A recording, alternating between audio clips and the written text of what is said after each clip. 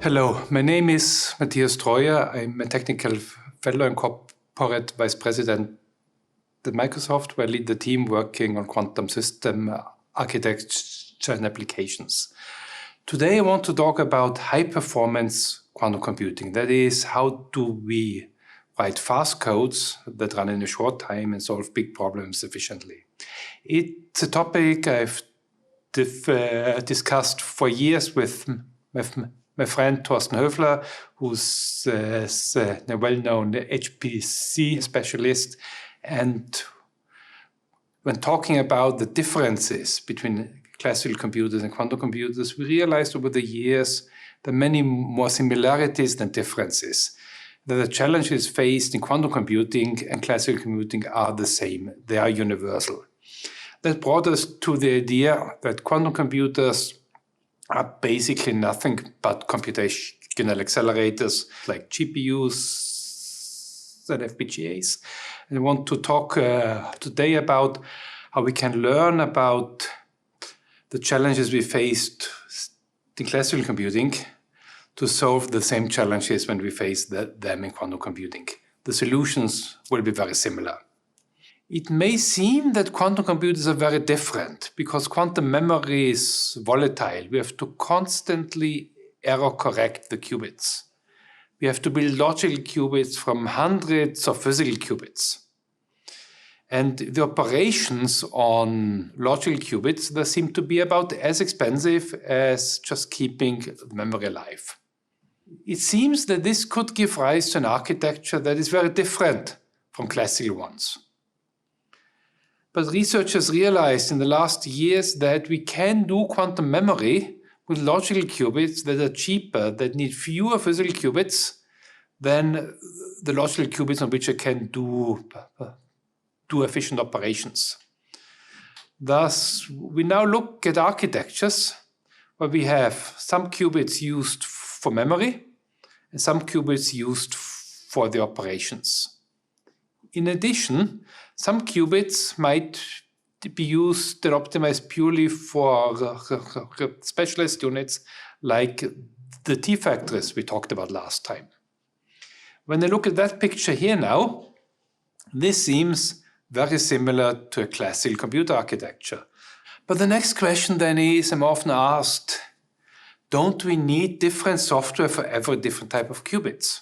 Don't we need different software for ion traps and atoms and superconducting qubits and topological and spin qubits and photonic qubits? Aren't they all different?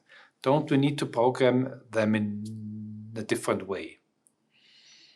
And once more, we can take guidance from the classical world, where there are many different types of transistors and people changed how they build computers, but the way we write programs hasn't changed much. The solution of the classical world was to introduce an instruction set architecture as the interface between hardware and software, so that it can hide the hardware details from the software by having a standardized set of instructions. And the same principle can be applied to quantum computers. We've also talked about the quantumizer that separates the quantum executable from the execution. That quantumizer then hides the details of the quantum hardware from the quantum program. They can thus write programs that are portable across different quantum hardware platforms. When we're constructing the quantumizer, there are a few principles we want to follow. First, I want an instruction set architecture that is hardware and quantum error correction code agnostic. It should work across many different platforms. It should work with all possible quantum error correcting code. In order for that to be possible, I have to abstract the instructions beyond the logical qubit operations of a specific code. I want it to be more universal, more complex instructions. But at the same time, I want to balance the instruction richness with execution speed and simplicity. I want instructions that let me write fast code, but still execute the instructions efficiently and easily on the hardware. Because what I want at the end is I want code that can run on many different platforms and be optimized for performance on all of them. So with those principles in place, with the right quantumizer, we can actually write code that becomes independent of the specific hardware. But how do we make it run fast? The question that I often hear is that optimizing quantum circuit is hard. It's NP hard, the experts say. So how do we optimize code for each new quantum system? Even though the instruction set might be the same, the performance might be different. I might have to write the code differently. We face the same challenge in the classical world, and thus let's take guidance from the classical world for the quantum world. One is that the compiler can optimize some code. It can take the code and replace instructions with faster ones. It can help with some local rewriting of the code to make it faster. But ultimately, to get the highest performance, I need more than just some local changes. What has helped for classical computers is looking at optimized kernels. Because it turns out that just a small number of frequently used routines dominates the runtime. And if I tune the kernels for those routines, then it can get massive performance gains. But we don't want to optimize the kernels every time for every program, and we thus developed optimized standard libraries in the classical world that encapsulate the expert knowledge and allow us to port code from one machine to another one without having to manually tune our code every time. When we use optimized standard libraries, we can reuse the tuned kernels, we can reuse the expert knowledge for many different programs. In the classical world, that was first done for linear algebra, the famous BLAS and LATEPAC libraries, was done for FFTs, machine learning kernels. In the quantum world, we'll do the same for adders, for data loading, for quantum Fourier transforms, for quantum simulations. I see us developing optimized standard libraries that are tuned and optimized for every hardware platform. So how do we optimize it? Initially, for classical computers, experts really sat down and wrote fast optimized code. But classical computers have become so complex that it's very hard to reason about which version of a code will run fastest, which loop ordering, how should I implement something. It's hard to predict it these days. And thus in the last decades, the manual optimization has been replaced by an automated exploration of many options. That's called autotuning. One tries out thousands and millions of versions how one could write the code and picks out the fastest.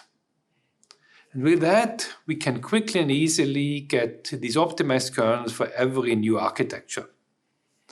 Once more, I envision that we'll use the same for quantum computers, taking guidance from the classical autotuning that was so successful to auto-tune our quantum kernels. And with that, we'll have fast optimal code. But the next challenge is not just writing fast code, but getting more performance through parallelism.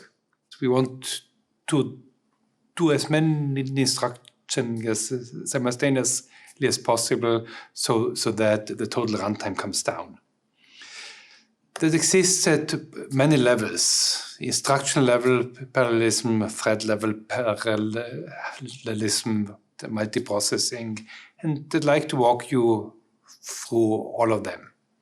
We start with instruction level parallelism. Two quantum gate operations that act on different qubits can be executed at the same time. Here we look at the code example where I want to entangle two pairs of qubits. I start with the Hadamard gate on the first qubit. then I do a CNOT gate between the first and second qubit. Those two instructions have to be done one after the other because they touch the same qubit, the first one. But then when I'm doing the second Hadamard gate, that can be done at the same time as the CNOT gate. Then the CNOT gate has to wait.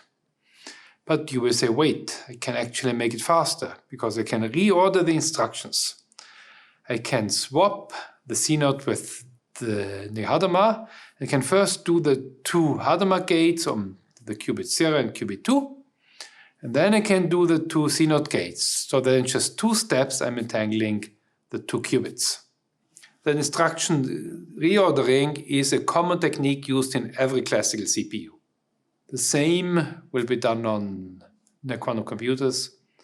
And actually, it's easier on quantum computers because the clock speed is slower. This is at the lowest level. The same idea, though, can be applied at the higher level. Consider I have 3 functions. Prepare a bell pair, prepare a GHZ state and the W state on 3 different qubit registers. Those are 3 subroutines that I can perform in parallel. But the compiler may not see that those 3 functions are independent. What I can do then is I can help the compiler. Classically, there is the OpenMP standard that marks up the code with pragmas to mark which section of the code could be done in parallel. We can use the same or similar techniques for a quantum compiler to help it know which section of the code can be done in parallel. This is very common in loops where multiple loop iterations might be able to be done at the same time. At a higher level, we can go to multiple processors, multiple classical CPUs or multiple quantum processors to get even more parallelism.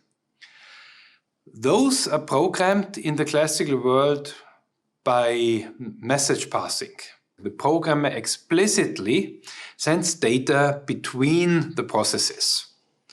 There are standards like the message passing interface standard or the MPI standard.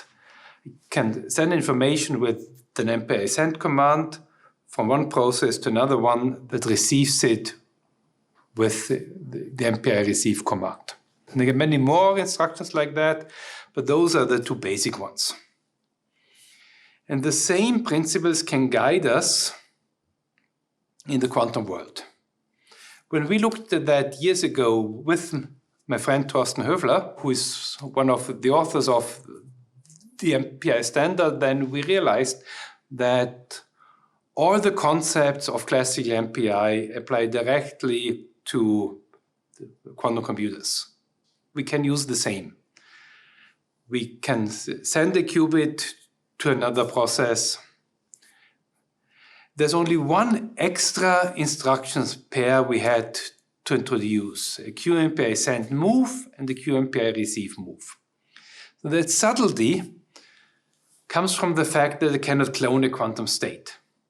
When I send a qubit to another process, I don't just get a copy of the qubit state because I cannot make a clone of a qubit state. Instead, what I get is a superposition of copies of the classical states. If I want to instead move a quantum state from one qubit to another, if we want to teleport it, then we have 2 new commands, a QMPI send move and the QMPI receive move command that effectively implements the teleport. And that's all that's needed. With that, I can use message passing also for quantum programs. Finally, I want to mention that quantum systems are sometimes modular. I have multiple different modules where the access to the qubits within the same module might be faster than doing the gate operation between 2 qubits in different modules. That, once more, is something that is not specific to quantum computing. The same appears on every classical server board that has 2 sockets. Accessing the local memory is faster than accessing the memory of the other socket. In the classical world, that is called NUMA, a non-uniform memory access architecture. And the same techniques that have been successful classically can give guidance once more for quantum programs. That will apply not just to machines we build now, that will be more important in the near future as we scale to bigger machines, and concepts like isolation, security, and resource management. And once more, the classical principle will guide us how we build it on the quantum computer. So the good news here is, while at first quantum computers look very different than classical ones, the challenges that we face in building quantum systems are very similar to the ones we faced building classical systems. And thus the solutions we developed over the decades for classical systems will apply well to quantum systems and guide us on the way. Thank you.